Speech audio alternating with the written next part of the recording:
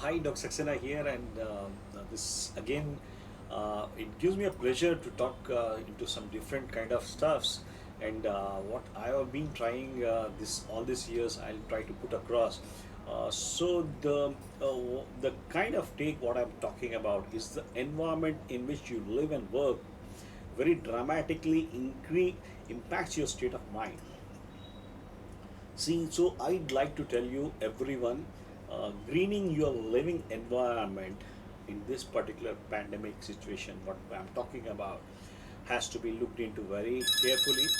And when we talk about this, you may not be able to build a new natural home or office for yourself, but you can make small changes to bring more natural, aesthetically pleasing, and healthy materials into your living spaces. It can you can do it by adding some redoing a portion of the home, which is with a natural material, sometimes like a bamboo flooring, or keeping that particular, avoiding all chemical cleansers, air fresheners, avoiding detergents, switching to natural varieties instead. Try to use whatever the natural, organic, or some whatever things you can have a look into something like air fresheners. Look into something like good cleansers. It can be something like vinegar cleaning also, and try to install full spectrum lighting to bring the benefits of natural sunlight indoors. If you have a doors or windows and all that, see that that's open for some time, and see the natural light falls into that. If you can always use some glasses and all that, but what thing is, you need you need to look at this.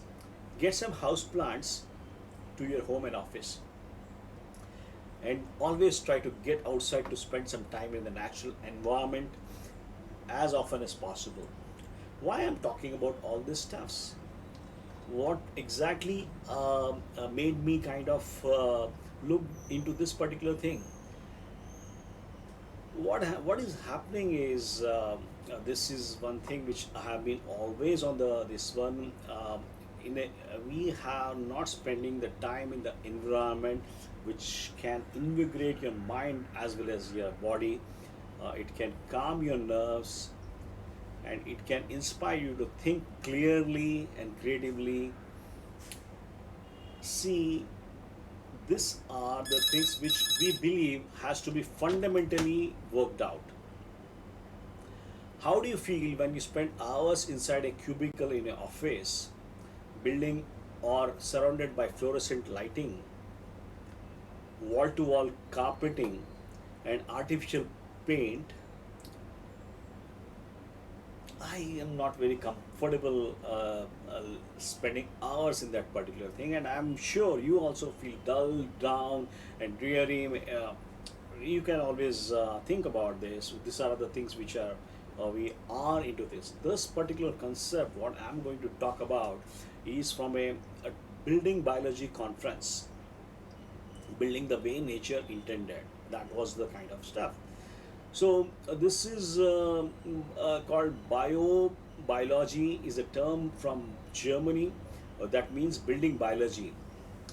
And this is at the forefront of intertwining the nurturing feelings of nature with the places in which you live and work. This is a holistic approach to the built environment. So what we are talking about is building biology describes a movement that promotes something like use of healthy living principles as a means to improve living and workspace and the health of people who occupy them. We had during my kind of work along with the environmental medicine, there's a thing called American Academy of Environmental Medicine, and we have seen sick building syndrome. We worked on that. There was a it's a big concept which I was not knowing prior when I started working on this environmental medicine. So I just want to tell you some of the principles. What is the relationship between the building and the environment? What are the relationships? See, the building site should be geologically undisturbed, number one. Residential homes are best located away from the industrial units.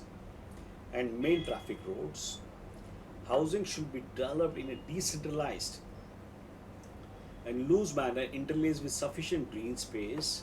What you are seeing in the present circumstances is quite opposite. Housing and development shall be personalized, in harmony with nature, fit with human habitation, and family oriented. Natural and unadulterated building materials should be used.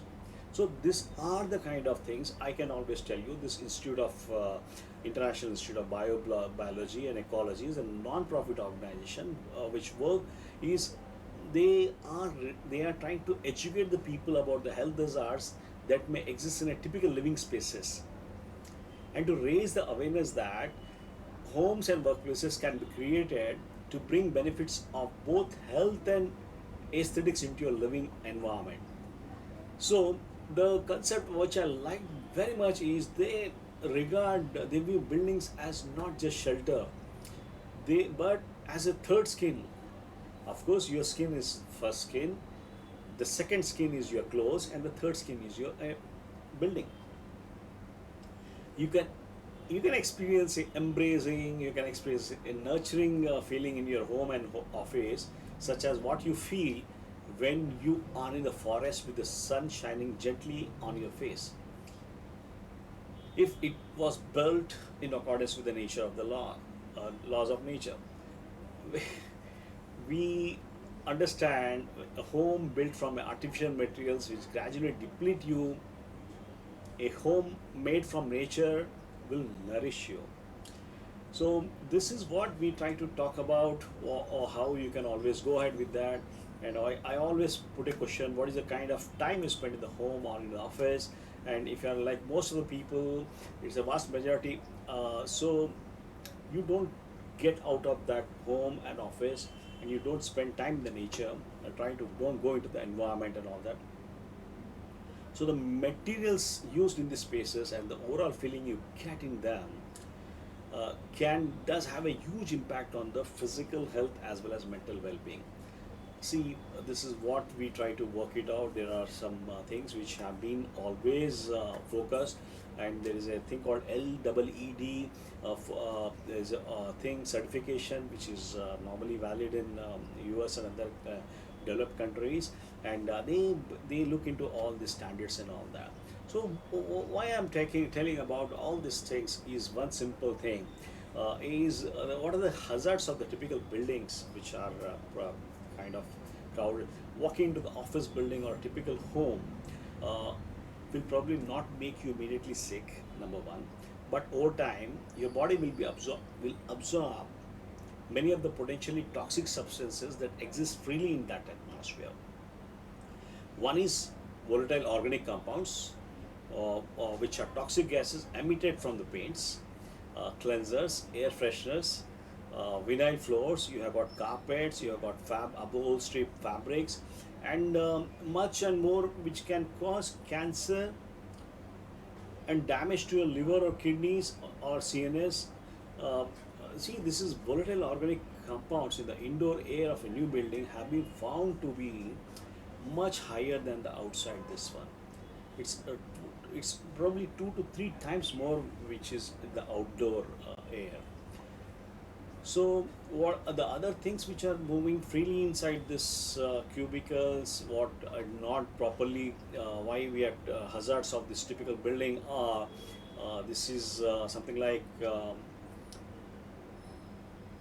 all that wood furniture with that compressed kind of pre-treated wood products and all that, they emit something like arsenic and pesticides constantly. Engineering wood cabinets, which you make it for cabinets, furniture, or paneling and all that, that that emanates something like formaldehyde outgases for continuously. So these are the things which you need to get in mind. You need to understand what are these things which are making you sick, and I'll tell you, this is not going to make you sick immediately, but slowly over a period of time you start getting into some of the problems with that. So these are the things which I always look at. Why, if you this is I can always tell you if you look at your ceiling, if the ceiling is not very high or if it's a short ceiling, you can always think that it can actually impact the way you think. This is one thing which I started looking into that because somewhere um, we are talking about something called optimal health, and what is optimal health is a state of kind of thing, and you need to have a mental as well as physical well-being. So all these things do matter, and these are a few of my takes. And yes, I can always say your house or office makes or breaks the health.